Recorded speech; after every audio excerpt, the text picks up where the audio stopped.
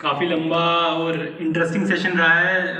I hope there is still energy in all of you, और आप मतलब you can give me some time कि मैं भी अपने इनसाइट्स जो हैं वो थोड़े से आपके साथ शेयर कर पाऊँ। At the outset I would like to thank Mishra साहब for such a detailed presentation जो उन्होंने दी, और काफ़ी अच्छे एनेक्डोट्स के साथ उन्होंने पूरा का पूरा डिस्कस किया कि किस तरीके से आप अपनी प्रिपरेशन को अपना पार्ट ऑफ लाइफ इन ए वे बना सकते हैं, और कैसे अपनी लाइफ को आप मोल्ड कर सकते हैं ताकि आप ना सिर्फ कि ये एग्ज़ाम क्लियर कर पाएँ बट साथ ही साथ अपने आप को overall as an individual improve कर पाएँ। और मुझे उनकी एक बात बड़ी अच्छी लगी जब वो बोल रहे थे कि एग्ज़ाम से पहले ही सब लोग IAS या KAS या IPS ऑफिसर बन जाते हैं। एग्ज़ाम सिर्फ आपको स्क्रीन करता है, तो ऐसा नहीं है कि जो प्रिपेयर कर रहा है, और जैसा अभी अजनीश जी ने बताया तो काफ़ी इंटरेस्टिंग बात है कि सबके अंदर वो पोटेंशियल होता है बट कहीं ना कहीं लैटेंट पोटेंशियल होता है, आपको वो ढूंढना पड़ता है। तो जो हमारे साथ प्रवास में जुड़े हुए हैं, मैं थोड़ी सी अपनी ब्रीफ इंट्रोडक्शन आपको दे दूँ। मेरा नाम गौरव गुप्ता है, I am OSD in mission youth. I look after the Pravas scheme which is being run by mission youth right now, जिसके अंदर हम IAS और KS ऑफिसर्स जो बनना चाहते हैं बच्चे, उन बच्चों को कोचिंग, फ्री कोचिंग जो है अवेल करवा रहे हैं। और काफ़ी सारे बच्चे सोचते होंगे आइडिया को लेके कि प्रवास क्यों, तो मैं थोड़ा सा पहले प्रवास के बारे में बात करूंगा, उसके बाद जो एज एन मेंबर ऑफ जो स्टेट सर्विसेज है, जो मेरा एक्सपीरियंस रहा है, या जब मैं UPSC लिख रहा था जो मेरा उसमें एक्सपीरियंस या जो शॉर्टकमिंग्स रही थी वो भी थोड़ा सा डिस्कस करेंगे। तो प्रवास स्कीम एज सच, अगर आप शाहिद सर को भी सुनेंगे तो ही इज पर्सनली इस चीज़ को लेके ज़्यादा इंक्लाइन नहीं है कि there should be coaching as such, because ऐसा नहीं कि कोचिंग लेने में कुछ बुराई है या नहीं है, बट आई थिंक कहीं ना कहीं शेप वो समझते हैं कि जो आप खुद, जैसे आपको मिश्रा साहब ने स्टार्टिंग में बताया, जब तक आप सिलेबस के बारे में खुद नहीं लिखेंगे तब तक आपको पता नहीं चलेगा मैंने क्या पढ़ना है। तो एज सच इंडोर्स नहीं करते हैं, but then it started as a very unique sort of idea. Initially थोड़ा सा था कि करें कि नहीं करें, but then it took off. तो उसमें यही था कि बड़े सारे हमारे बच्चे, जैसे आप J&K की टोपोग्राफी देखिए या सोशो इकोनॉमिक स्टेटस देखिए, काफ़ी सारे ऐसे बच्चे हैं जो पढ़ने में काफ़ी अच्छे हैं बट प्रॉबली वैसा उनको सपोर्ट स्ट्रक्चर या वैसा सपोर्ट सिस्टम से नहीं मिल पाता, और वो अपने फुल पोटेंशियल अचीव नहीं कर पाते हैं। सो आइडिया, मतलब जैसे मैंने कहा कि शुरुआत थोड़ा सा पैसिमिस्टिक वे से शुरू हुआ, लेकिन उसके बाद इट टुक ऑफ और लगा कि नहीं, ऐसा एक इनिशिएटिव लेने की ज़रूरत है। और I am proud to say in front of all of you, Pravas is a very very unique initiative across India. अगर आप देखेंगे जहाँ पे बच्चों की सिलेक्शन हम लोग करते हैं और इंस्टीट्यूट जो है इम्पैनल्ड है। अदरवाइज अगर आप माइनॉरिटी अफेयर्स या किसी और डिपार्टमेंट जो स्कीम चला रहे हैं उनको देखेंगे तो जनरली ये ट्रेंड रहता है कि आप बच्चे को पैसे दे देते हैं और उनको बोलते हैं कि आप किस तरीके से मतलब आप जहाँ पसंद करते हैं वहाँ पे कोचिंग कर लीजिए।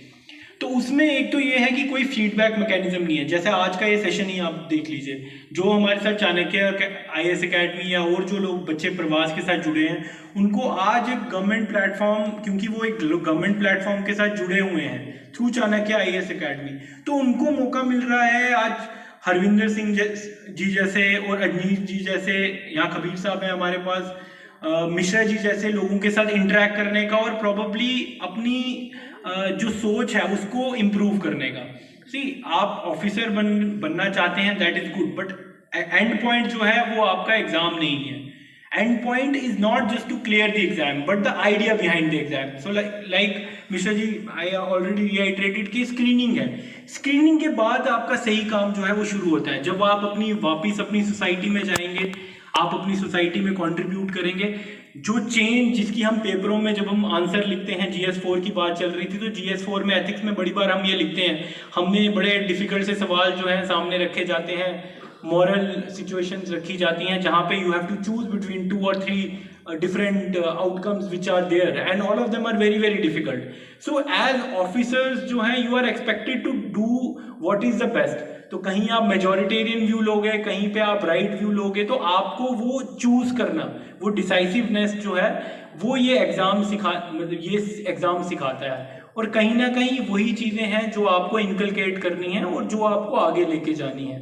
तो परवाज का भी इसी तरीके से जो चल रहा है, तो हम जो जुड़े हुए हैं आप लोगों के साथ परवाज में, जैसे रिसेंटली मेरी तीनों इंस्टीट्यूट जो जम्मू में हमारे फंक्शन कर रहे हैं, I had interaction with all of the students, so I promise them कि हम कहीं ना कहीं आपको, जो हमारे सीनियर ब्यूरोक्रेट्स हैं या जो लोग हैं सन ऑफ द सॉइल या फिर जो बाहर से हैं, उनके एक्सपीरियंसेस भी आपके साथ शेयर किए जाएंगे, ताकि it is not just road, आपको सिर्फ क्लासरूम वाला एक्सपीरियंस नहीं मिले जहां आपको टीचर पढ़ा रहा है, आप नोट्स बना रहे हैं, आप पेपर में आंसर लिख रहे हैं, नहीं, आपको एक ओवरऑल एक शेप दी जाए और ताकि आप रियल कंट्रीब्यूटर्स इन सोसाइटी बनिए।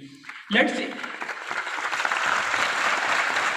Face it, not everybody will clear the exam. That's the harsh reality of the exam and the life. Let's face it. मतलब to be very honest, मेरे जैसे अनीश जी ने point out किया, when we started writing exam, जब मैं भी लिख रहा था, there were many of my friends and colleagues who were much better than me, who might have been academically excellent, academically brilliant, जिनकी टीचर्स कसम नहीं खाते थे, जिनकी सबको एग्जाम्पल दी जाती थी, लेकिन शायद वो क्लियर नहीं कर पाए। But not to take anything away from them, it is not end of the road. Like it is very rightly pointed out कि आप जब IAS या KS के एग्जाम की, अब तो पैटर्न सेम ही है, KS या IAS के एग्जाम की तैयारी करते हैं, तो आप अपने अंदर एक बिहेवियरल चेंज लाते हैं, आप अपने अंदर एक नई सोच लाते हैं, आपको चीजों को देखने का नजरिया समझ आता है और आप उस चीज को आगे लेके जाते हैं। तो जब ओवरऑल एज ए सोसाइटी जब वो हम ओवरऑल एज ए सोसाइटी हम वो चीज देखते हैं, then we see progress, then that is how a society progresses. ऐसा तो नहीं है ना कि सिर्फ अगर सबके सब लोग IAS या KS ऑफिसर बन जाएंगे तो तभी सोसाइटी प्रोग्रेस करेगी। No, that is not true. But how will it progress? When like-minded people who are good-natured, people who are trying to help each other come forward and do something for the society. And that doesn't mean कि आपको सिर्फ IAS या KS करना है। I'm not saying कि आपको exam नहीं लिखना चाहिए, you should write it, but take it as a learning in life. And like Mishra ji ने पॉइंट किया कि ऐसे बड़े सारे लोग हैं जिन्होंने एग्जाम लिखा, unfortunately they could not clear, but then they are still doing very well in life because of what they learned and how they discipline themselves, और कैसे अपनी नॉलेज को उन्होंने अप्लाई किया। सो उस लिहाज से मैं बोलूँगा कि put in your best, put your best foot forward, and there is no single way of clearing the exam. Everybody has their own unique वे।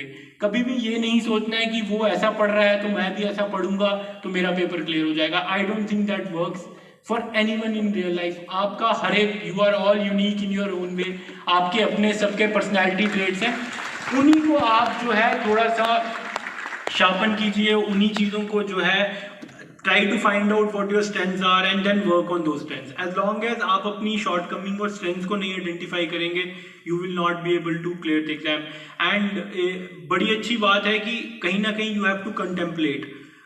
अगर आप पहली बार जिन लोगों ने प्री लिखा होगा या नहीं लिखा होगा, the first time you write it, important thing is not just jump into it, but take a moment to just see how you wrote the exam, आपने कैसा अच्छा किया। And I am pretty much sure अगर आप सही तरीके से analyse करेंगे, यू वुड नो कि आपने एग्जाम में अच्छा लिखा कि नहीं लिखा।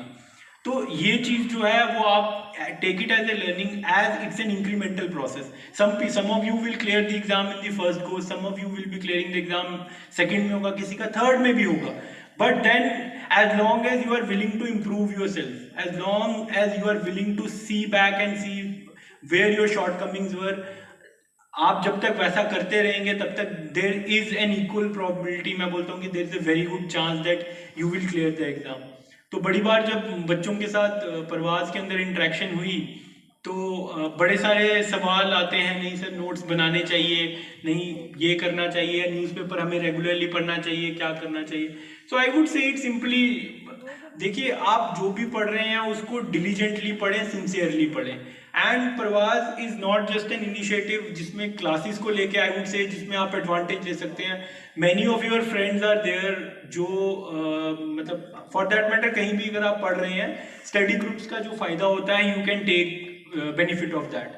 क्या होता है कि जब भी आप क्लासरूम में पढ़ते हैं तो आप कोई चीज़ पढ़ते हैं तो आपका उसको देखने का एक पर्टिकुलर नज़रिया है, राइट। आप उसको एक तरीके से सोचते हैं। जैसे ताजमहल की बड़ी अच्छी वो एग्जांपल डिस्कस हो रही थी, तो किसी ने उसका आर्किटेक्चर वाला एस्पेक्ट डिस्कस किया, किसी ने कुछ किया। हर एक इंसान अपने अपने तरीके से उसको डिफरेंट तरीके से उसको इंटरप्रेट कर रहा है और समझ रहा है। सिमिलरली जब सवाल आता है यूपीएससी में, तो सारे यूपीएससी में सवाल तो सबके लिए सेम होता है, लेकिन सारे लोग अलग अलग आंसर लिखते हैं। दैट मीन्स अलग अलग नजरिए होते हैं। तो जब आप जैसे प्रवास जैसी स्कीम है, या आप किसी इंस्टीट्यूट में है या यूनिवर्सिटी में है, तो जब आप स्टडी ग्रुप्स में रहेंगे तो आपको उसके अलग अलग नज़रिए पता लगेंगे। और जब आपको वो अलग अलग नज़रिए पता लगेंगे तो उससे क्या होगा कि आपकी जो पढ़ाई के अंदर वैल्यू एडिशन है वो काफ़ी ज़्यादा बढ़ जाएगी। तो मेक श्योर कि जिन भी फ्रेंड्स के साथ आप पढ़ रहे हैं, जो आपके कलीग्स हैं, मेक ए पॉइंट कि उनके साथ हफ्ते में या 15 दिन में एक बार डिस्कशन कीजिए, so that you improve your own thinking skills also. Writing skills तो ऑब्वियसली कईयों के पहले से अच्छे होंगे, you have to work on it individually, but thinking skills के कैसे किसी आइडिया को सोचना है, कैसे किसी टॉपिक के बारे में सोचना है, कैसे किसी सवाल को इंटरप्रेट करना है, कैसे उसका आंसर निकालना है और क्या कंक्लूजन होनी चाहिए। These are the things that you can really add on. और आई थिंक मैं तो अपने आप को आई वुड से कि I come from a very middle class family, lower middle class I would say. I never had this opportunity, despite being a good student in my academic career. I never had an opportunity like प्रवास और ये जिस तरह का आज ये session यहाँ organise हुआ है।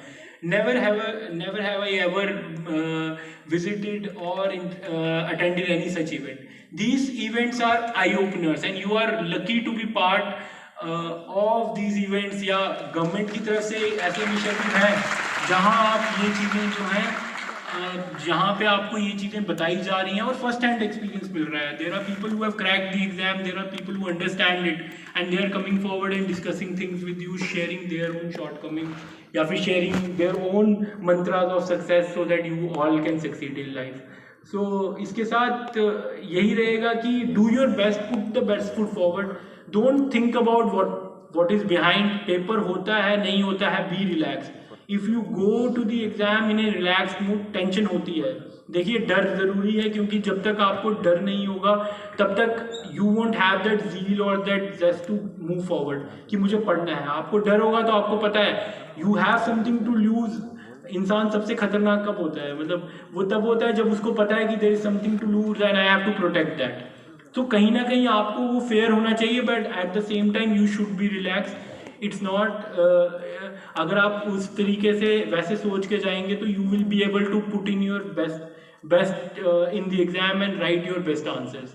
तो बाकी best wishes to all of you. And जो लोग हमारे साथ प्रवास में जुड़े हैं, आई वुड बी इंटरेक्टिंग, हम इंटरेक्ट करते रहेंगे।